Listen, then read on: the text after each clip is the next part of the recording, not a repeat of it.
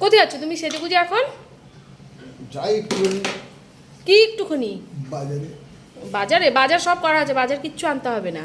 আর আমার কর্তামশাইকে কিন্তু আজকে সেই লাগছে দেখতে, তো উনি তো বেরোলো, তারপরে এদিকে আমার দেখো ঘরের কাজকর্মগুলো শুরু করে দিলাম, মানে এই বাসি বিছানা ঝাড়া মোছা যা আমাদের প্রতিদিনের কাজগুলো থাকে।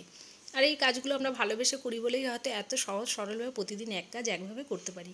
আর এদিকে কাজ করতে করতে মা ছেলের তো গল্প শেষ নেই, বকর বকর বকর বকর করলাম আমরা দুজন মিলে। আর ব্যাস চুলটুল আঁচড়াইনি। আর এদিকে সব দেবো রোদে, এইগুলোকে একটুখানি ভাঁজ করে নিচ্ছি। কেন বলো তো, এই ঘরে 3খানা চাদর গায়ে দেওয়ার জন্য আমি বের করে দিচ্ছি, আমার ওই ঘরেও 3টে।